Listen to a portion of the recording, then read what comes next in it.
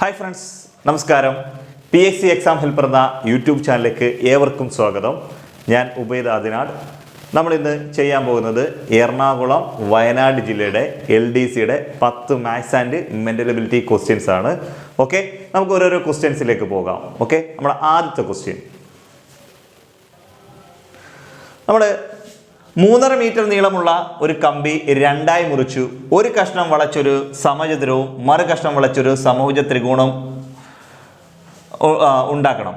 സമചതുരത്തിൻ്റെയും സമഭുജ ത്രികോണത്തിൻ്റെയും വശങ്ങൾക്ക് ഒരേ നീളമാണ് എങ്കിൽ വശത്തിൻ്റെ നീളം എത്ര? ഇതാണ് ക്വസ്റ്റ്യൻ. ഇത് സ്കൂൾ ടെക്സ്റ്റിനകത്തെ 9ാം ക്ലാസ്സിലെ 3ാമത്തെ ചാപ്റ്ററായ സമവാക്യ ജോഡികൾ എന്ന് പറയുന്ന ചാപ്റ്ററിലെ 36ാമത്തെ പേജിലെ 4ാമത്തെ ഹോംവർക്കായിട്ട് കിടപ്പുണ്ട് ഈ ക്വസ്റ്റ്യൻ. മനസ്സിലായല്ലോ? ഓക്കെ, നിങ്ങളപ്പോൾ സ്കൂൾ ടെക്സ്റ്റിനകത്ത് നിന്നുള്ള ക്വസ്റ്റ്യൻസിൽ ഒരു 3-4 ക്വസ്റ്റ്യൻസോളം സ്കൂൾ ടെക്സ്റ്റിനകത്ത് ഇന്നത്തെ പരീക്ഷയ്ക്ക് ക്വസ്റ്റ്യൻ ഉണ്ട്. അപ്പോൾ ഞാനിപ്പോൾ പറഞ്ഞത് പഴയ സിലബസിലെയാണ്. പഴയ സിലബസ് പ്രകാരം ഉള്ള ക്വസ്റ്റ്യൻസ് ടെക്സ്റ്റ് പേജ് നമ്പറാണ് ഞാൻ പറഞ്ഞത്.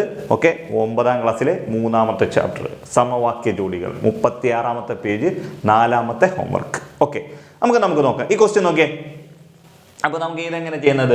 3.5 മീറ്റർ നീളമുള്ള ഒരു കമ്പി വളച്ച് ഒരു സമചതുരവും ഒരു സമഭുജ ത്രികോണം ഉണ്ടാക്കണം. 2 തുല്യ വശങ്ങളായിട്ടാണ് മുറിച്ച് മാറ്റുന്നത്. എന്നിട്ട് എന്ത് ചെയ്യുന്നു? തുല്യ വശങ്ങളായിട്ടല്ല, ഇത് മുറിച്ച് മാറ്റുന്നു. എന്നിട്ട് എന്ത് സമചതുരം ഉണ്ടാക്കുന്നു, സമഭുജ ത്രികോണം ഉണ്ടാക്കുന്നുണ്ട്. 2ആയിട്ട് മുറിച്ച് മാറ്റുന്നു. 2 വ്യത്യസ്ത നീളത്തിലാണ് അത് മുറിച്ച് മാറ്റുന്നത്.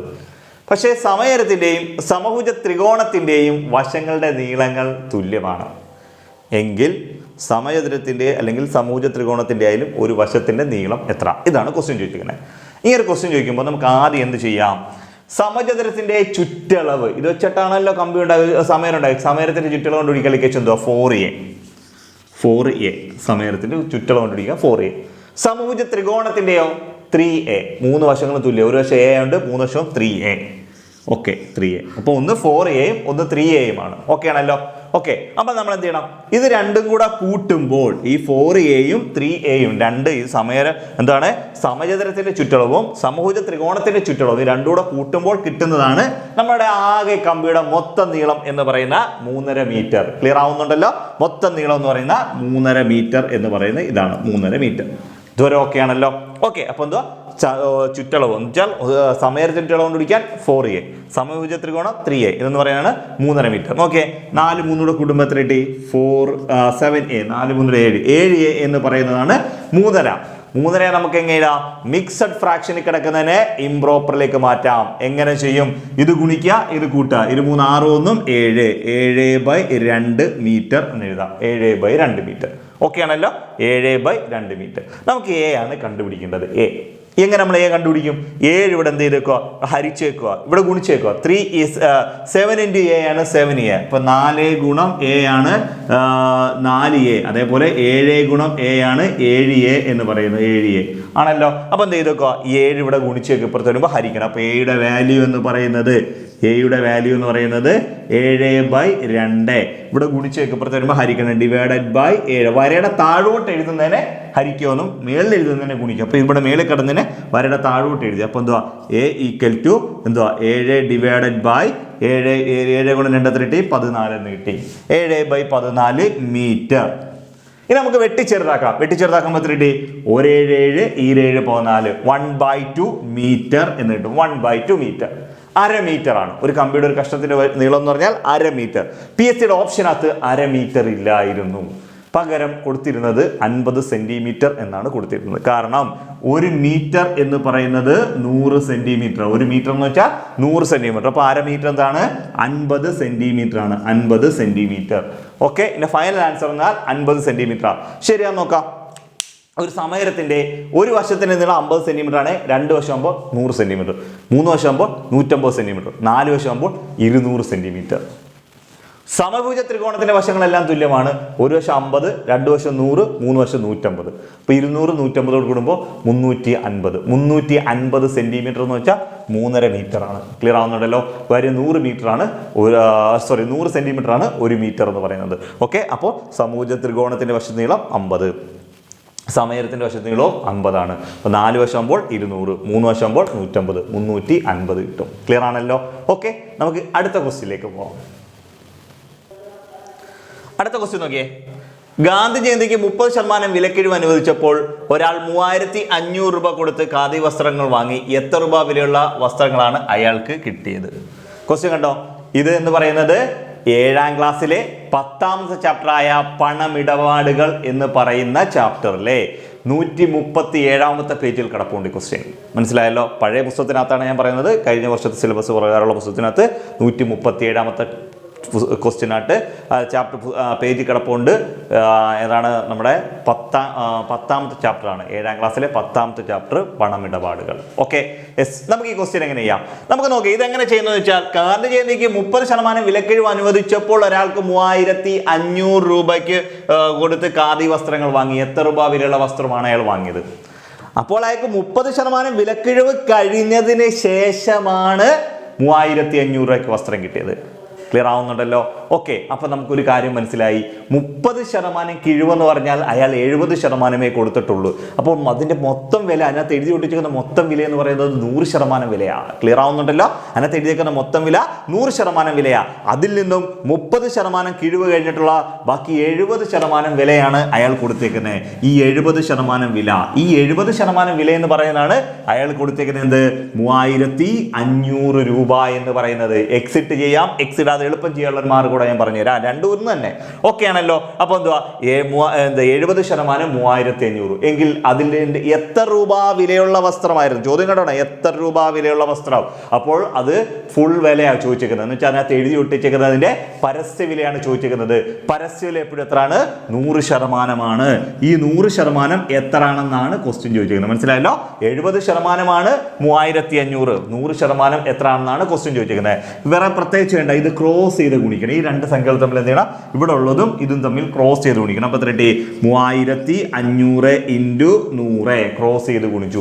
നമുക്ക് ഇനി എത്ര ഉണ്ട്? ഒരു 70 ബാലൻസ് ഇവിടെ കിടപ്പുണ്ട്. ഇവിടെ കിടക്കുന്ന സംഖ്യ എടുത്ത് താഴെയും കൊടുത്തേച്ചാൽ മതി. Divided by 70. ക്ലിയർ ആവുന്നുണ്ടല്ലോ? അപ്പോൾ എന്താണ്? ഈ 3000 ഇങ്ങനെ ഈ എഴുതുന്ന സംഖ്യകൾ തമ്മിൽ ക്രോസ് ചെയ്ത് എഴുതുക. ഇത് എടുത്ത് താഴെ എഴുതുക. ഓക്കെ, ഈ 0 ഈ 0 വെട്ടി. 177 57 35 5 0 50 50 × 100 500 100 5000. മനസ്സിലായല്ലോ? ഓക്കെ, 5000 രൂപയാണ്. 5000 രൂപയാണ് ഇതിന്റെ യഥാർത്ഥ വില എന്ന്, അല്ലെങ്കിൽ ഇതിന്റെ പരസ്യ വില എന്ന് പറയുന്നത് 5000 രൂപയാണ്. ഇനി ഇത് എക്സിറ്റ് വേണം എങ്ങനെ ചെയ്യാം? ഇതിന്റെ എത്ര? 70% എന്ന് പറയുന്നതാണ് എന്ത്? 3500 എന്ന് പറഞ്ഞത്. യഥാർത്ഥ വില നിങ്ങൾ എക്സ് നിങ്ങൾ എടുത്തു. എക്സ് യഥാർത്ഥ വില എക്സിന്റെ എത്ര? 70% എന്ന് പറയുന്നത് 3500. ഇനി നമുക്ക് എക്സ് കണ്ടുപിടിക്കാം. എക്സ് = 3500. വരയുടെ താഴെ 100 കിടക്കുന്നത്. ഇത് ഹരിച്ചൊക്കെ അപ്പുറത്ത് പോകുമ്പോൾ ഗുണിക്കണം. അപ്പോൾ വരയുടെ മേളിൽ പോകണം. വരയുടെ മേളിലാണ് 70 കിടക്കുന്നത്. അത് ഗുണിച്ചൊക്കെ അപ്പുറത്ത് വരുമ്പോൾ ഹരിക്കണം. വരയുടെ താഴെ വരണം.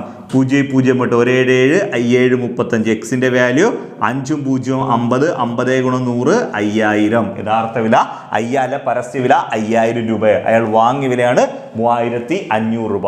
ക്ലിയർ ആവുന്നുണ്ടല്ലോ? ഓക്കെ, നമുക്ക് അടുത്ത ക്വസ്റ്റ്യനിലേക്ക് പോകാം. അടുത്ത ക്വസ്റ്റ്യൻ നോക്കിയേ. അടുത്ത ക്വസ്റ്റ്യൻ, അച്ചുവിൻ്റെ വീടിൻ്റെ അച്ചുവിൻ്റെ വീടിന് ചുമര് തേക്കുന്നതിന് സിമെന്റും മണലും 1:5 എന്ന അംശബന്ധത്തിലാണ് ഉപയോഗിച്ചിരിക്കുന്നത്. ഇതിനായി 45 ചാക്ക് സിമെന്റ് വാങ്ങി. എത്ര ചാക്ക് മണൽ വാങ്ങണം? ഇതാണ് ക്വസ്റ്റ്യൻ ചോദിച്ചിരിക്കുന്നത്. ക്വസ്റ്റ്യൻ കണ്ടല്ലോ? അച്ചുവിൻ്റെ വീടിന് ചുമര് തേക്കുന്നതിന് സിമെന്റും മണലും 1:5 എന്ന അംശബന്ധത്തിലാണ് ഉപയോഗിച്ചിരിക്കുന്നത്.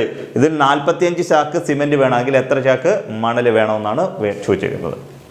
ഓക്കെ, ഇത് 7ാം ക്ലാസ്സിലെ 9ാമത്തെ ചാപ്റ്ററായ അംശബന്ധത്തിലെ 124ാമത്തെ പേജിൽ കിടപ്പുണ്ട്. പഴയ ടെക്സ്റ്റിനകത്താണ്. 124ാമത്തെ പേജ്.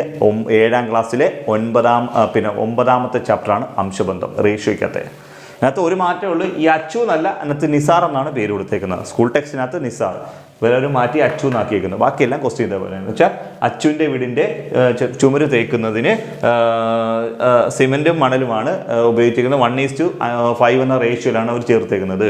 അപ്പോൾ ഇതിനായി 45 ചാക്ക് സിമെൻറ്റ് വാങ്ങി എങ്കിൽ എത്ര ചാക്ക് മണൽ ആണ് ഉപയോഗിച്ചേക്കുന്നത്? ഇതാണ് ക്വസ്റ്റ്യൻ ചോദിച്ചിരിക്കുന്നത്. ഇത് വളരെ സിമ്പിളായിട്ട് നമുക്ക് ചെയ്യാം. വളരെ സിമ്പിളായിട്ട് വെച്ചാൽ വളരെ എളുപ്പത്തിൽ ചെയ്യാം. ഓക്കെ, നമുക്ക് എങ്ങനെയാണെന്ന് വെച്ചാൽ ഈ ഒരു റേഷ്യോ എന്ന് പറയുന്നതാണ് എന്ത്? സിമെന്റ് ഈസ് ടു മണൽ എന്ന് പറയുന്നത് നമുക്ക് എന്ത് 1:5 എന്ന് കൊടുക്കാം. സിമെന്റിന്റെ പേര് ആദ്യം പറഞ്ഞേക്കുന്നുണ്ട് സിമെന്റ് റേഷ്യോ 1, രണ്ടാമത് മണലിന്റെ പേര് പറഞ്ഞേക്കുന്നുണ്ട് മണലിന്റെ റേഷ്യോ 5. ക്ലിയർ ആണല്ലോ? ഓക്കെ, അപ്പൊ സിമെന്റ് 1, മണല് 5. ഓക്കെ, ഇനി നമ്മൾ ഇവിടെ എന്താണ് ചെയ്യേണ്ടത്? ഈ ഒരു റേഷ്യോ എന്ന് പറയുന്നതാണ് 45 ചാക്ക്. സിമെന്റ് 45 ചാക്ക് വേണം. ഒരു റേഷ്യോ 45 ചാക്കാണെങ്കിൽ നമുക്ക് 5 റേഷ്യോ എത്ര? നമുക്കത് വേണമെങ്കിൽ നമുക്ക് എന്താ, സിമെന്റിനെ നമുക്ക് 1x എന്നും, ഓക്കെ, മണലിനെ നമുക്ക് എന്താ എടുക്കാം, 5x എന്നും എടുക്കാം. സിമെന്റും മണലും ഓക്കെ ആണല്ലോ, 5x എന്നും എടുക്കാം. ഈ 1x എന്ന് പറയുന്നതാണ് എന്ത്, 45. 1x എന്ന് പറയുന്നതാണ് എന്താ, x എന്ന് പറയുന്നതാണ് 45. കാര്യം ഈ ഒരു ഭാഗമാണ് സിമെന്റ്, അതാണ് 45 ചാക്ക്. എങ്കിൽ നമുക്ക് വേണ്ടത് മണൽ എത്ര? അപ്പൊ എത്ര? 5x വേണം. മണലിന് വേണ്ടത് 5x ആണല്ലോ. 5 × x, 5 ഇൻറ്റു അതാണ്ട് എക്സിന്റെ വാല്യൂ ഓൾറെഡി തന്നിട്ടുണ്ട്. എത്ര? 45 വന്നിട്ടുണ്ട്. 45 ഇതുകൊണ്ട് ഗുണിച്ച് വെച്ചാൽ ഓക്കെ. 5 25 5 ഇഷ്ടം 2, 4 20 2 22. ആൻസർ 225 ചാക്ക് മണൽ വേണം. മനസ്സിലായല്ലോ? എത്രയാണ്? ഈ 45 ചാക്ക് സിമെന്റ് എടുക്കുമ്പോൾ 225 ചാക്ക് മണലാണ് വേണ്ടത്. ക്ലിയർ ആവുന്നുണ്ടല്ലോ? ഒരു ഭാഗം എന്ന് പറയുന്നതാണ് എന്ത്, ഒരു ഭാഗം എന്ന് പറയുന്നത് സിമെന്റും 5 ഭാഗം മണലും. അപ്പോൾ ഒരു ഭാഗം 45 ആണെങ്കിൽ 5 ഭാഗം എന്ന് വെച്ചാൽ 225 ആണ്. ക്ലിയർ ആവുന്നുണ്ടല്ലോ? ഓക്കെ, നമുക്ക് അടുത്ത ക്വസ്റ്റ്യനിലേക്ക് പോകാം. അടുത്ത ക്വസ്റ്റ്യൻ നോക്കിയേ.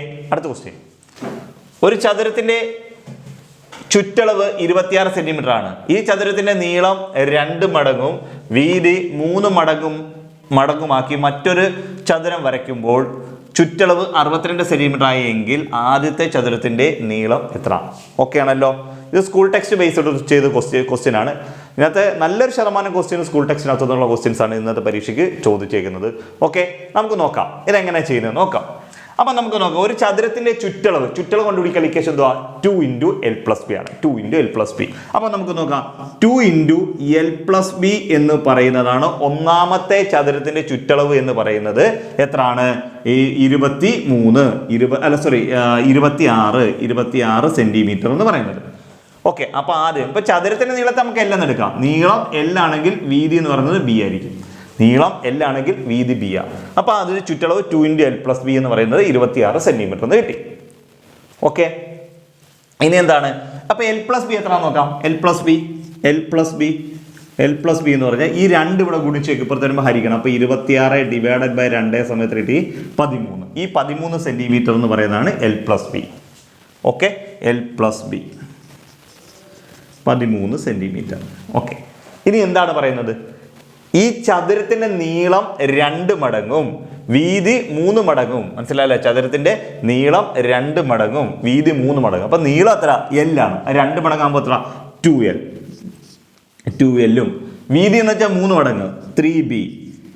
മനസ്സിലായല്ലോ? 3 മടങ്ങുമാക്കി. അപ്പൊ എന്തോ ചതുരത്തിന്റെ നീളവും വീതിയും, നീളം 2L-ഉം വീതി 3L-ഉം 3B-യും ആക്കുമ്പോൾ ഓക്കെ, നീളം 2 മടങ്ങ് വീതി 3B ആക്കുമ്പോൾ ഇതിന്റെ ചുറ്റളവ് എത്രയായി മാറും എന്ന് പറയുന്നു. അപ്പോൾ അങ്ങനെ ചെയ്യുമ്പോൾ ഇത് ആദ്യ ചുറ്റളവ് എന്ന് പറയുന്നത് 62 സെന്റിമീറ്റർ. ചുറ്റളവ് കണ്ടുപിടിക്കാൻ ഇക്വേഷൻ എന്തുവാ? 2 × L + B. L എന്ന് വെച്ചാൽ 2L, B എന്ന് വെച്ചാൽ 3B. ഇതെന്ന് പറയുന്നതാണ് 62 സെന്റിമീറ്റർ എന്ന് കിട്ടുന്നത്. ഓക്കെ, ഇവിടെ ചെയ്ത പോലെ നമുക്ക് നോക്കാം. ഇവിടെ ചെയ്യുന്നത് വെച്ചാൽ ഈ 2 × ഇതിലേക്ക് ഇപ്പുറത്ത് വരുമ്പോൾ ഡിവൈഡ് ചെയ്യാം. 2L + 3B എന്ന് പറയുന്നത് 62. ഈ 2 ഗുണിച്ചേക്ക് ഇപ്പുറത്ത് വരുമ്പോൾ ഹരിക്കണം. ÷ 2 = 31 സെന്റിമീറ്റർ. നമുക്കിവിടെ 2 ഇക്വേഷൻസ് കിട്ടിയിട്ടുണ്ട്. 2 ഇക്വേഷൻ എന്ന് വെച്ചാൽ നോക്കണം. ഒന്നെന്ന് പറഞ്ഞാൽ L + B എന്ന് പറഞ്ഞാൽ 13. L + B എന്ന് പറയുന്നത് 13 സെന്റിമീറ്റർ. അടുത്തെന്ന് പറയുന്നത് 2 × 2L + 3B എന്ന് പറയുന്നത് 31 സെന്റിമീറ്റർ. ഇങ്ങനെ 2 ഇക്വേഷൻസ് ആണ് നമുക്ക് കിട്ടിയിരിക്കുന്നത്. ഇവിടെ നമുക്ക് വേണ്ടത് L വേണമെങ്കിൽ നമുക്ക് ഇവിടെ കുറയ്ക്കുമ്പോഴോ കൂട്ടുമ്പോഴോ L-ഓ B-ഓ എന്തെങ്കിലും ഒഴിവായി പോകുന്നുണ്ടോ നോക്കണം. L-ൽ നിന്ന് L കുറച്ചാൽ 1 L കിട്ടും. 2 L-ൽ നിന്ന് 1 L കുറച്ചാൽ 3 B-ൽ നിന്ന് 1 B കുറച്ചാൽ 2 B. കൂട്ടിയാൽ ഇത് 3 L ആവും, ഇത് 4 B ആവും. നമുക്കിവിടെ L-ഓ B-ഓ ഒന്നും നഷ്ടപ്പെടത്തില്ല. അപ്പോൾ നമുക്ക് എന്ത് ചെയ്യണം? നമുക്കിവിടെ വേണ്ടത് L ആണ്. ഓക്കെ ആണല്ലോ? ഓക്കെ, അപ്പോൾ നമ്മളിവിടെ ചെയ്യേണ്ട പരിപാടി എന്ന് പറയുന്നത് B അങ്ങ് ഒഴിവാക്കാം. B എങ്ങനെ ഒഴിവാക്കുന്നത്? B എങ്ങനെ ഒഴിവാക്കുമെന്ന് വെച്ചാൽ ഇവിടെ ഒരു 3B ഉണ്ട്, ഇവിടെ ഒരു B ഉണ്ട്. ഈ 3Bയുടെ 3 ഉണ്ടല്ലോ, 3 കൊണ്ട് ഈ ഒന്നാമത്തെ ഇക്വേഷൻ, ഇത് ഇക്വേഷൻ നമ്പർ 1 ആണ്, ഇത് ഇക്വേഷൻ നമ്പർ 2 ആണ്. ഈ ഒന്നാമത്തെ ഇക്വേഷൻ അങ്ങ് ഗുണിച്ചേക്കണം. ഒന്നാമത്തെ ഇക്വേഷനെ ഈ 3 കൊണ്ട് അങ്ങ് ഇൻറ്റു ചെയ്യണം. നമുക്ക് നോക്കാം. 3 കൊണ്ട് ഒന്നാമത്തെ equation into 3 into L 3L. അടുത്ത 3 ഇൻറ്റു ബി 3B. അപ്പം 3 into L 3L plus 3 into B 3B equal to 3 into 13. Okay ആണല്ലോ.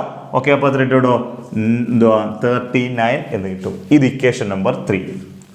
3 ഇക്വേഷൻസ് കിട്ടി. ഓക്കെ ആണല്ലോ. അപ്പോൾ എന്താണ് ഇവിടുത്തെ നമ്മൾ 3B നമ്മുടെ ഇവിടെ ഈ 3 കൊണ്ട് നമ്മൾ എല്ലിന് 3 കൊണ്ട് എല്ലിന് ചെയ്തപ്പോൾ 3L, 3 കൊണ്ട് ബി ഇൻറ്റു ചെയ്തപ്പോൾ 3B, 3 കൊണ്ട് 13 ഇൻറ്റു ചെയ്തപ്പോൾ എന്തുവാ 39. ഓക്കെ ആണല്ലോ. 3L 3B 39. അപ്പോൾ നമുക്ക് മൂന്നാമത്തെ ഇക്വേഷൻ കിട്ടി. ഇനി എന്ത് ചെയ്യണം? ഈ കിട്ടിയേക്കുന്ന ഇക്വേഷൻ 3ൽ നിന്ന് 2 കുറയ്ക്കുക. ഇക്വേഷൻ നമ്പർ 3ൽ നിന്ന് നമുക്ക് വേണ്ട ഇക്വേഷൻ നമ്പർ 3ൽ നിന്ന് ഇക്വേഷൻ നമ്പർ 2 നമ്മൾ മൈനസ് ചെയ്യാൻ പോകും. ഇക്വേഷൻ നമ്പർ 3ൽ നിന്ന് 2 മൈനസ് ചെയ്യുന്നു. ഇക്വേഷൻ നമ്പർ 3 എത്ര? 3L plus 3B equal to 39 2L plus 3B equal to 31. Minus ചെയ്തേ 3L നിന്ന് 2L കുറച്ചാൽ 1L, 3L നിന്ന് 2L കുറച്ചാൽ 1L പ്ലസ് 3B നിന്ന് 3B കുറച്ചാൽ 0, 39 നിന്ന് 31 കുറച്ചാൽ 8. അപ്പോൾ എന്തുവാ L പ്ലസ് 0 എന്ന് വെച്ചാൽ എല്ലിൻ്റെ വാല്യൂ എത്ര കിട്ടിയിടോ 8 എന്ന് കിട്ടും. എൽ ഇവിടെ ക്വസ്റ്റ്യൻ ചോദിച്ചിരിക്കുന്നത് ആദ്യത്തെ ചതുരത്തിൻ്റെ നീളം എത്ര? ആദ്യത്തെ ചതുരം നമ്മൾ എല്ലാട്ടും എടുത്തേക്കുന്നത് ബി ആയിട്ട് എടുക്കുന്നത്. രണ്ടാമത്തെ ചതുരത്തിൻ്റെ നീളമാണ് 2L 3B. അപ്പോൾ ആദ്യത്തെ ചതുരത്തിൻ്റെ നീളം എത്ര ആണെന്നാണ് നമ്മളോട് ചോദിച്ചേക്കുന്നത്. അപ്പോൾ നമ്മുടെ ഇവിടെ ആൻസർ എന്ന് പറയുന്നത് L എന്ന് പറയുന്നത് 8 സെൻറ്റിമീറ്റർ ആണ്. ക്ലിയർ ആവുന്നുണ്ടല്ലോ? Okay, yes. നമുക്ക് അടുത്തൊരു ക്വസ്റ്റ്യനിലേക്ക് പോകാം. നെക്സ്റ്റ് ക്വസ്റ്റ്യൻ നോക്കിയേ.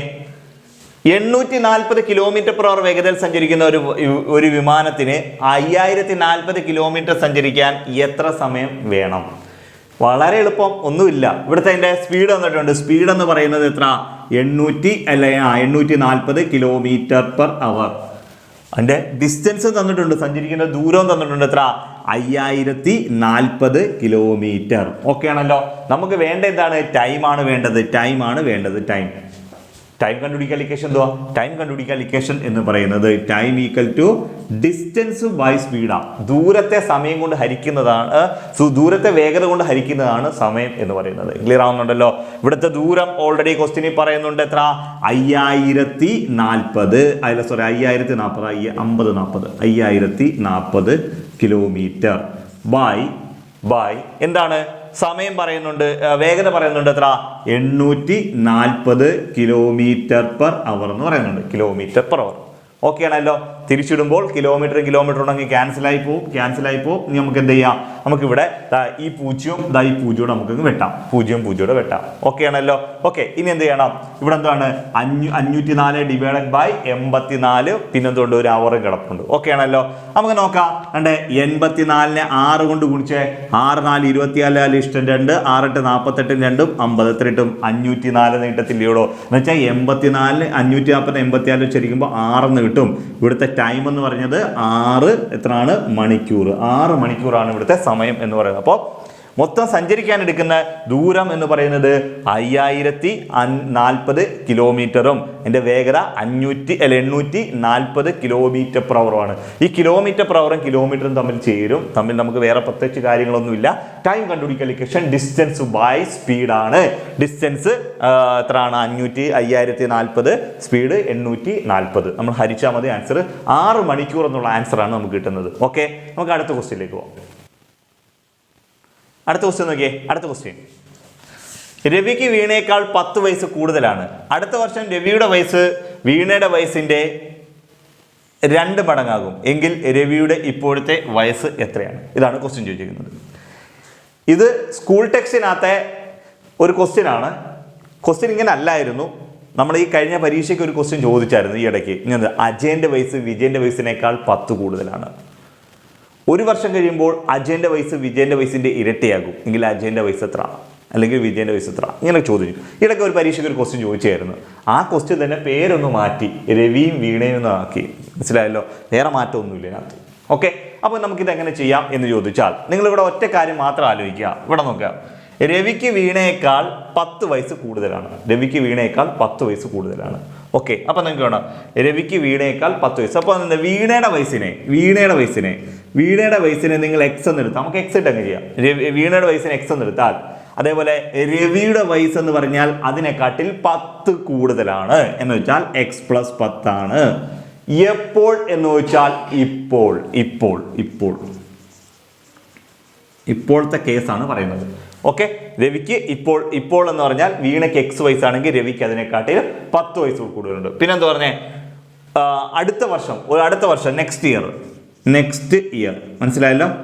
ഓക്കെ, നെക്സ്റ്റ് ഇയറിന്റെ കേസാണ് പറയുന്നത്.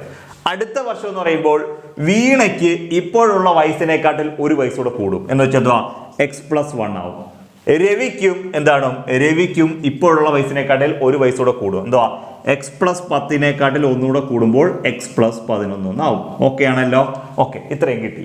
ഇനെന്താ പറഞ്ഞേ, വീണയുടെ ഇപ്പോഴത്തെ വയസ്സ് എക്സ്, അതിനെക്കാട്ടിൽ 10 കൂടുതലാണ് രവിക്ക്. വീണയ്ക്ക് ഇപ്പോൾ എന്താണ് അടുത്ത വർഷം ആകുമ്പോൾ 1 വയസ്സൂടെ കൂടും എക്സ് പ്ലസ് 1, രവിക്ക് എക്സ് പ്ലസ് 11. ഓക്കെ, അടുത്ത വർഷത്തെ വീണയുടെ വയസ്സ് എക്സ് പ്ലസ് 1, രവിയുടെ വയസ്സ് എക്സ് പ്ലസ് 11. പക്ഷെ ഒരു കണ്ടീഷൻ പറയുന്നുണ്ട്. എന്താ, അടുത്ത വർഷം രവിയുടെ വയസ്സ് വീണയുടെ വയസ്സിന്റെ 2 മടങ്ങാവും. അടുത്ത വർഷം രവിയുടെ വയസ്സ് വീണയുടെ വയസ്സിന്റെ 2 മടങ്ങാവും. ശ്രദ്ധിച്ചോണം, അടുത്ത വർഷം രവിയുടെ വയസ്സ് വീണയുടെ വയസ്സിന്റെ 2 മടങ്ങാവും. അപ്പോൾ രവിക്കാണ് 2 മടങ്ങാകുന്നത്. ആരെക്കാട്ടിലും? വീണയെക്കാട്ടിലും. രവിക്കാണ് വീണയെക്കാട്ടിലും 2 മടങ്ങാകുന്നത്. ഇങ്ങനെ ഒരു ക്വസ്റ്റ്യൻ ചോദിക്കുമ്പോൾ ആർക്കാണോ ഇരട്ടി 3 മടങ്ങ് എന്ന് പറയുന്നത് അയാളുടെ ഓപ്പോസിറ്റ് ആക്കി കൊണ്ടിട്ട് ഗുണിച്ചു കൊടുക്കണം. ഓപ്പോസിറ്റ് ആക്കി. അപ്പൊ നോക്കിയേ, ഇവർ 2 വയസ്സ് ഒരിക്കലും ഈക്വൽ അല്ല. നമുക്ക് ഈക്വൽ ടു കൊടുക്കാൻ പറ്റത്തില്ല. കാരണം ഇയാളുടെ വയസ്സിന്റെ ഇരട്ടി വയസ്സായി കിടക്കുന്നത്. ഇത് വീണയുടെ അടുത്ത വർഷത്തെ വയസ്സാണ്, രവിയുടെ അടുത്ത വർഷത്തെ വയസ്സാണ്. അപ്പം രവിയുടെ വയസ്സ് വീണയുടെ വയസ്സിന്റെ ഇരട്ടി. അപ്പം രവിക്കാണ് ഇരട്ടി എങ്കിൽ നിങ്ങൾ വീണയ്ക്ക് കൊണ്ടിട്ട് 2 വെച്ച് ഗുണിച്ചു കൊടുക്കണം. എന്തിനാ ഇങ്ങനെ ചെയ്യുന്ന വെച്ചാൽ, എനിക്കിപ്പോൾ 10 വയസ്സ്, എൻ്റെ ഫാദറിന് ഇപ്പോൾ ഒരു അല്ലെങ്കിൽ എനിക്കൊരു 20 വയസ്സ്, എൻ്റെ ഫാദറിന് ഒരു 40 വയസ്സ്. എനിക്ക് 20, എൻ്റെ ഫാദറിന് 40 വയസ്സ്. ഓക്കെ ആണല്ലോ. എൻ്റെ വയസ്സിൻ്റെ ഇരട്ടിയാണ് എൻ്റെ ഫാദറിൻ്റെ വയസ്സ്. ഇത് ഒരിക്കലും ഈക്വലിറ്റി കൊടുക്കാൻ പറ്റത്തില്ല. എൻ്റെ ഫാദറിന് ഇരട്ടി എന്ന് പറഞ്ഞാൽ എൻ്റെ ഫാദറിനോട്ട് 2 ഇട്ട് ഗുണിച്ചു കൊടുക്കാമെങ്കിൽ എൻ്റെ ഫാദറിൻ്റെ വയസ്സ് അങ്ങ് 80 ആവും. ഇങ്ങനെ ചെയ്യാൻ പറ്റത്തില്ല. പകരം ആ 2 കൊണ്ട് എനിക്കിട്ട് ഗുണിച്ചു തന്നെ ഫാദറിനെ ഇരട്ടി ഓപ്പോസിറ്റ് എനിക്കൊന്ന് ഗുണിച്ചു നോക്കിയേ, എൻ്റെ വയസ്സും 40 ആയി, എൻ്റെ ഫാദറിൻ്റെ വയസ്സും 40 ആയി. എൻ്റെ വയസ്സ് 30, എൻ്റെ ഫാദറിൻ്റെ വയസ്സ് 60. എൻ്റെ വയസ്സിൻ്റെ ഇരട്ടിയാണ് എൻ്റെ ഫാദറിൻ്റെ വയസ്സ്. ഒരിക്കലും ഇത് ഈക്വൽ അല്ല. എൻ്റെ ഫാദറിനാണ് ഇരട്ടി. അപ്പോൾ ഇവിടെ എൻ്റെ അച്ഛനെ കൊണ്ടിട്ട് 2 വെച്ച് ഗുണിച്ചു കൊടുക്കുക, ഇത് 120 ആവും. പകരം ആ 2 കൊണ്ട് എനിക്കിട്ട് ഗുണിച്ചു നോക്കിയേ, എൻ്റെ വയസ്സ് 60 ആയി, എൻ്റെ ഫാദറിൻ്റെ വയസ്സ് 60 ആയി. അപ്പോൾ ഈ 2 ഈക്വലായി. ഇനി എൻ്റെ വയസ്സ് 20, എൻ്റെ ഫാദറിൻ്റെ വയസ്സ് 60. എൻ്റെ വയസ്സിൻ്റെ 3 മടങ്ങാണ് എൻ്റെ ഫാദറിൻ്റെ വയസ്സ്. ഓക്കെ, അപ്പോൾ ഇത് ഒരിക്കലും ഈക്വൽ അല്ല. എൻ്റെ അച്ഛനാണ് 3 മടങ്ങ് പറയുമ്പോൾ 3 ഇട്ട് കുടിക്കാൻ എൻ്റെ അച്ഛൻ്റെ വയസ്സ് 180 പോകും. പകരം ഇതിലേക്ക് എനിക്ക് കൊണ്ടുവന്നിട്ട് 3 ഇട്ട് ഗുണിച്ച് നോക്കിയേ, എനിക്കും 60 വയസ്സായി, എൻ്റെ അച്ഛനും 60 വയസ്സായി. ഇപ്പോൾ 2 ഈക്വലാണ്. ഇതാണ് ഇവിടുത്തെ കണ്ടീഷൻ. ആർക്കാണ് ഇരട്ടി 3 മടങ്ങ് 4 മടങ്ങ് എന്ന് പറയുന്നത് അയാളുടെ ഓപ്പോസിറ്റ് ആക്കി ഗുണിച്ചു കൊടുക്കാൻ മാത്രമേ അവർ ഈക്വൽ ആവത്തുള്ളൂ. അപ്പോൾ രവിക്ക് ആണ് ഇരട്ടി, അപ്പോൾ നമ്മൾ വീണയ്ക്ക് കൊണ്ടിട്ട് ഗുണിച്ചു കൊടുക്കണം. ഇനി പ്രത്യേകിച്ച് കാര്യമൊന്നുമില്ല, എളുപ്പം ചെയ്യാം. ഈ ബ്രാക്കറ്റ് പൊളിക്കണമെങ്കിൽ ബ്രാക്കറ്റ് വെളിയിൽ കിടക്കുന്ന 2 അകത്ത് കയറ്റി ഓരോ സംഖ്യ ഗുണിക്കണം. 2 × x എന്ന് വെച്ചാൽ 2x പ്ലസ് 2 × 1 എന്ന് വെച്ചാൽ 2 equal to X plus 11. Okay ആണല്ലോ. ഇനി എന്ത് ചെയ്യാം, എക്സ് എല്ലാം ഒരു സൈഡിലാക്കാം, എക്സ് ഇല്ലാത്ത ഒരു സൈഡിലാക്കാം. 2x, ഈ പ്ലസ് എക്സ് ഇപ്പുറത്ത് വരുമ്പോൾ മൈനസ് എക്സ് 11, ഈ മൈനസ് പ്ലസ് 2 അപ്പുറത്ത് വരുമ്പോൾ -2. അപ്പോൾ നമുക്ക് എന്ത് ചെയ്യാം, 2x ന്ന് x കുറച്ചാൽ x ഈക്വൽ ടു 9, 11 നിന്ന് 2 മൈനസ് ചെയ്താൽ 9. എക്സിന്റെ വാല്യൂ 9. എക്സ് എന്ന് വെച്ചാൽ ആരുടെ വയസ്സാന്ന് വെച്ചാൽ വീണയുടെ വയസ്സാണ്. വീണയ്ക്ക് ഇപ്പൊ എത്ര വയസ്സുണ്ടെന്ന് വെച്ചാൽ എക്സ് വയസ്സാണ്. ഇവിടെ എക്സ് വീണയുടെ വയസ്സ് കിട്ടിയത് ആൻസർ ആയിട്ട് എഴുതരുത്. കഴിഞ്ഞ പരീക്ഷയ്ക്ക് ഇങ്ങനെയാണ്, അജയന്റെ വയസ്സ് വിജയന്റെ വയസ്സിന്റെ ഇരട്ടിയായിരുന്നു. അജയന്റെ വയസ്സ് വിജയന്റെ വയസ്സിന്റെ ഇരട്ടിയായിരുന്നു. ഒരു വർഷം കഴിയുമ്പോൾ അജയന്റെ വയസ്സ് വിജയന്റെ വയസ്സിനേക്കാൾ 10 കൂടുതലായിരുന്നു. ഒരു വർഷം കഴിയുമ്പോൾ അജയന്റെ വയസ്സ് വിജയന്റെ വയസ്സിന്റെ ഇരട്ടിയാകും എന്ന് പറഞ്ഞു. അവിടെ വിജയന്റെ വയസ്സ് ചോദിച്ചു, ഇളയാളുടെ വയസ്സ് ചോദിച്ചായിരുന്നു അവിടുത്തെ ക്വസ്റ്റ്യൻ. ഇവിടെ അതേപോലെ വീണയാണ് ചോദിക്കുന്നെങ്കിൽ 9. ക്വസ്റ്റ്യൻ ചോദിക്കുന്നത് വീണയല്ല ചോദിച്ചേക്കുന്നത്, പകരം ആനയാണ് ചോദിച്ചേക്കുന്നത്. ഇവിടെ എവിടെ ചോദിച്ചേക്കുന്നത് എന്ന് പറയുന്നത് എങ്കിൽ രവിയുടെ ഇപ്പോഴത്തെ വയസ്സ് എത്രയാണ്? 2 വയസ്സെങ്കിൽ വീണയുടെ വയസ്സാവും 2 മടങ്ങും എങ്കിൽ രവിയുടെ ഇപ്പോഴത്തെ വയസ്സ് എത്ര? രവിയുടെ വയസ്സ് ചോദിച്ചത്. രവിയുടെ ഇപ്പോഴത്തെ വയസ്സ് എന്ന് വെച്ചാൽ എക്സ് പ്ലസ് 10 ആണ്. രവിയുടെ ഇപ്പോഴത്തെ വയസ്സ് എന്ന് വെച്ചാൽ എക്സ് പ്ലസ് 10. എക്സിന്റെ വാല്യൂ നമ്മൾ കണ്ടുപിടിച്ച് വെച്ചു. എത്ര? 9 + 10 എന്ന് പറഞ്ഞാൽ 19 വയസ്സാണ്. അവർക്ക് ഇപ്പോൾ രവിക്ക് 19 വയസ്സ്. നമ്മുടെ ഫൈനൽ ആൻസർ എന്ന് പറഞ്ഞാൽ 19 ആണ് ഫൈനൽ ആൻസർ ആയിട്ട് വരുന്നത്. ക്ലിയർ ആവുന്നുണ്ടല്ലോ? ഓക്കെ, ഇവിടെ ശ്രദ്ധിച്ചോണം. വീണ ചോദിച്ചാൽ 9, രവി ചോദിച്ചാൽ 19. Okay, yes. ഇനി നോക്കിയേ, ഇപ്പൊ വീണയ്ക്ക് 9 വയസ്സ്, രവിക്ക് 19 വയസ്സ്. വീണയ്ക്ക് 9 വയസ്സ്, രവിക്ക് 19 വയസ്സ്. 9-നെക്കാട്ടിൽ 10 കൂടെ കൂടുതലല്ലയോ 19. അടുത്ത വർഷം 10 വയസ്സ് 9 വയസ്സുള്ള വീണ 10 ആവും. 19 വയസ്സുള്ള രവി 20 ആവും. 10ന്റെ ഇരട്ടിയല്ലോ 20. അടുത്ത വർഷം 2 മടങ്ങാവുമെന്നല്ലേ പറഞ്ഞത്. ഓക്കെ, ഇപ്പൊ കണ്ടീഷൻസ് എല്ലാം കറക്റ്റ് ആയല്ലോ. ഓക്കെ, നമുക്ക് അടുത്തൊരു ക്വസ്റ്റ്യനിലേക്ക് പോകാം. അടുത്ത ക്വസ്റ്റ്യൻ നോക്കിയേ. അടുത്ത ക്വസ്റ്റ്യൻ, 2025 ഏപ്രിൽ മാസത്തിലെ ആദ്യ ദിവസം ബുധനാഴ്ചയായാൽ അവസാന ദിവസം ഡാഷ് ആയിരിക്കും. ഇതാണ് ക്വസ്റ്റ്യൻ ചോദിക്കുന്നത്. ഇങ്ങനെ ക്വസ്റ്റ്യൻ ചോദിക്കുമ്പോൾ നിങ്ങൾ വേറെ പ്രത്യേകിച്ചൊന്നും ചെയ്യേണ്ട കാര്യമില്ല. 2025 ഏപ്രിൽ എന്ന് പറയുമ്പോൾ 30 ദിവസമുള്ള ഒരു മാസമാണ്. ഏപ്രിൽ 30 ദിവസമുള്ള ഒരു മാസമാണ്. ഓക്കെ ആണല്ലോ? ജനുവരി 31, ഫെബ്രുവരി 28 അല്ലെങ്കിൽ 29, March 31, April 30, May 31, June 30, July 31, August 31, September 30, October 31, November 30, December 31. ഇങ്ങനെയാണ് കണക്ക് പോകുന്നത്. ക്ലിയർ ആവുന്നുണ്ടല്ലോ? ഓക്കെ, നമുക്ക് അതിനെക്കുറിച്ച് പിന്നെ വിശദമായിട്ട് പറയാം. ഓക്കെ, അപ്പോൾ നമ്മൾ എന്താണ്, ഏപ്രിൽ മാസം 30 ദിവസമുള്ള ഒരു മാസമാണ് ഏപ്രിൽ ഫസ്റ്റ് 1-ാം തീയതി, ഏപ്രിൽ മാസത്തിലെ ആദ്യ ദിവസം ഏപ്രിൽ 1 എന്ന് പറയുന്നത് എന്താണ്? ബുധനാണ്. ഓക്കെ, ബുധനാണ്. എങ്കിൽ നമ്മളോട് ചോദിച്ചേക്കുന്നത് ഏപ്രിൽ 30 ഏത് ദിവസം? ഏപ്രിൽ 30 ഒരു ദിവസം നമുക്കറിയാം ബുധനാഴ്ചയാണ്. ഈ 30 ദിവസത്തിൽ ഒരു ദിവസം നമുക്കറിയാം. ഇനി എന്താ, ഈ 30-നകത്ത് 29 ദിവസത്തെ കുറിച്ച് നമുക്ക് ഒരു ഐഡിയയും ഇല്ല. 29 ദിവസത്തെ മനസ്സിലായല്ലോ? ഏപ്രിൽ 1-ാം തീയതി നമുക്കറിയാം ബുധനാഴ്ചയാണ്. ഇനി ആ മാസം തീരാൻ 29 ദിവസങ്ങളുടെ ബാലൻസ് ഉണ്ട്. അതിനെക്കുറിച്ച് നമുക്ക് യാതൊരുവിധ ഐഡിയ ഇല്ല. ആ 29-നെ ഒരാഴ്ചയിൽ എത്ര ദിവസമുണ്ടോ? 7 ഉണ്ട്. ആ 7 വെച്ചങ്ങരിക്കുക. ഒരാഴ്ചയിൽ എത്ര ദിവസമുണ്ട്? 7 ദിവസമുണ്ട്. ആ 7 വെച്ചങ്ങരിക്കുക.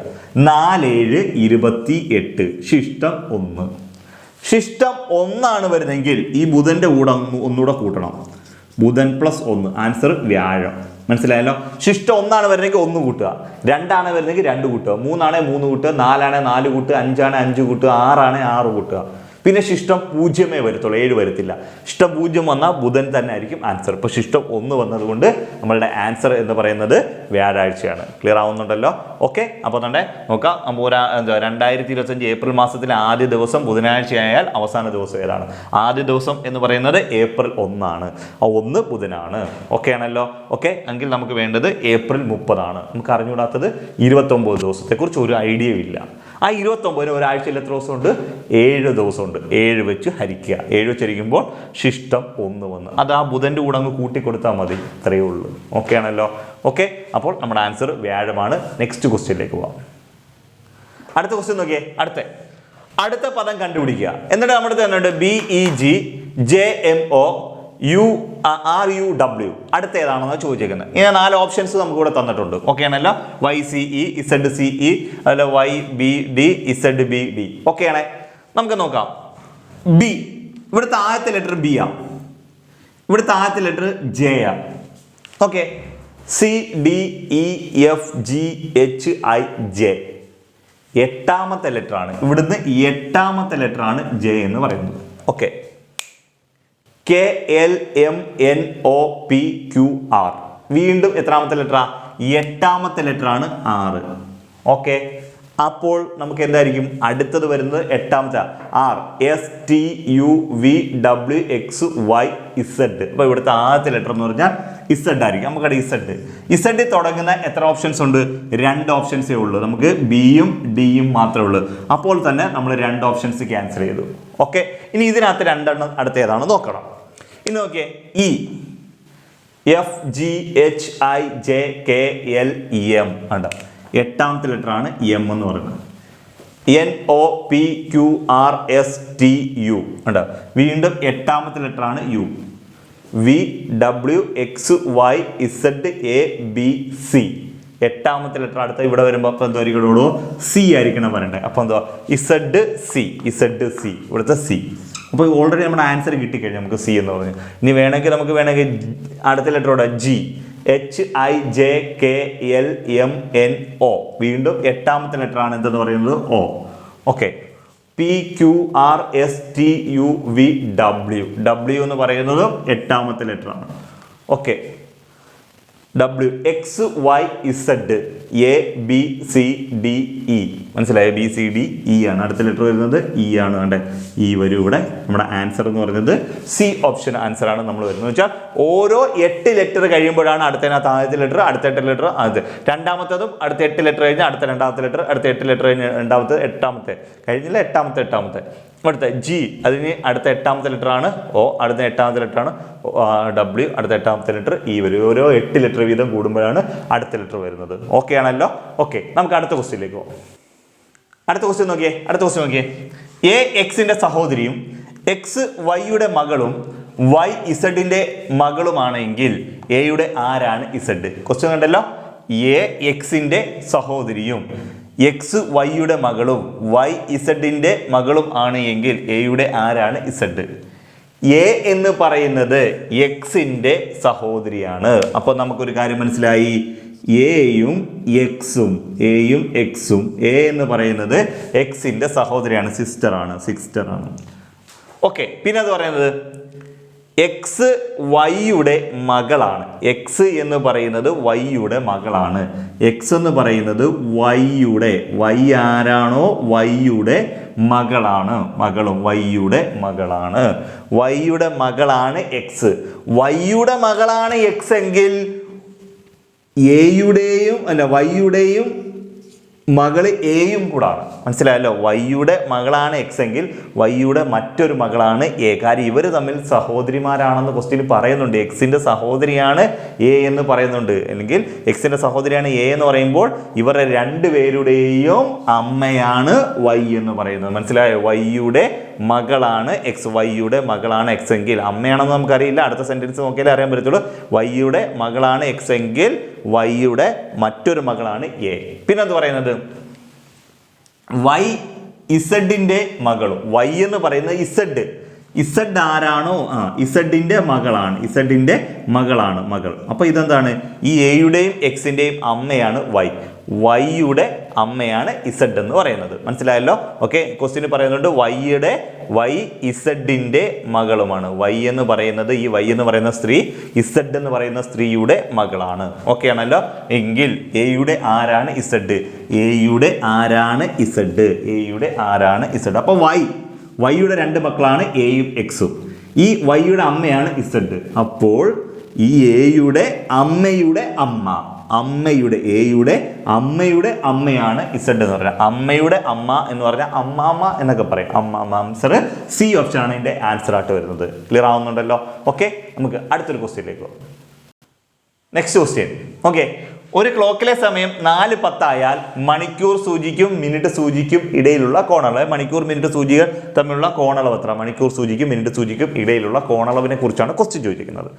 ഓക്കെ, അപ്പൊ നമുക്ക് നോക്കണം. ഒരു ക്ലോക്കിലെ സമയം 4:10. ക്ലോക്കിലെ മണിക്കൂർ സൂചി മിനിറ്റ് സൂചി നമ്മളെ കോണളവ് കണ്ടുപിടിക്കാൻ ഇക്വേഷൻ ഇതാണ്.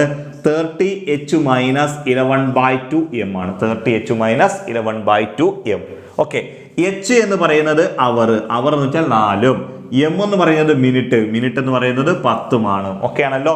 നമുക്ക് ഇതിനകത്തോട്ട് ഇട്ട് കൊടുക്കാം.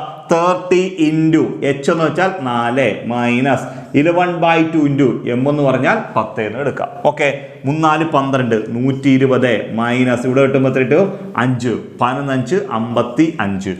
120 നിന്നും 55 കുറയ്ക്കുമ്പോൾ 65 ഡിഗ്രി എന്നിട്ട് എത്ര ഇട്ടോ? 65. അപ്പോൾ ഇക്വേഷൻ എന്താ? 30h - 11/2 m ആണ്. 30 × H എന്ന് വെച്ചാൽ 4, M എന്ന് വെച്ചാൽ 5മാണ്. ഓക്കെ ആണല്ലോ? അപ്പോൾ 30 × 4 120, 15 × 5 55. 120 നിന്ന് 55 കുറയ്ക്കുമ്പോൾ 65 ഡിഗ്രിയാണ് നമ്മളുടെ ഫൈനൽ ആൻസർ. മണിക്കൂർ സൂചി മിനിറ്റ് സൂചി നമ്മളെ കോണളവ് 65 ഡിഗ്രിയാണ്. ഓക്കെ ആണല്ലോ? ഓക്കെ, നമ്മൾ ഇതിന്റെ 10 maths and mental ability question നമ്മളിവിടെ ചെയ്തിട്ടുണ്ട്. അത് വളരെ സിമ്പിൾ ആയിട്ട്, ഒരു ക്വസ്റ്റ്യൻ പോലും പാടുള്ള ക്വസ്റ്റ്യനകത്തില്ലായിരുന്നു. എല്ലാം വളരെ എളുപ്പമായിട്ടുള്ള ക്വസ്റ്റ്യൻ ആയിരുന്നു. ഓക്കെ, ഒരു ആവറേജ് പഠിക്കുന്ന കുട്ടിക്ക് പോലും ഒരു 7 മേളിൽ മാർക്ക് സ്കോർ ചെയ്യാൻ പറ്റുന്ന ക്വസ്റ്റ്യൻസ് ആയിരുന്നു. ഒരു ബിലോ ആവറേജിന് പോലും 5 മാർക്ക് 5 മാർക്കോളം സ്കോർ ചെയ്യാൻ പറ്റുന്ന ക്വസ്റ്റ്യൻ ആയിരുന്നു. ഓക്കെ, അത്യാവശ്യം കണക്കറിയാവുന്നതിന് 10ൽ 10 സ്കോർ ചെയ്യാൻ പറ്റുന്ന ഒരു ക്വസ്റ്റ്യൻ ആയിരുന്നത്. ഓക്കെ, നമുക്കപ്പോൾ അടുത്ത ഒരു ക്വസ്റ്റ്യനുമായി വീണ്ടും കാണാം. Okay, by.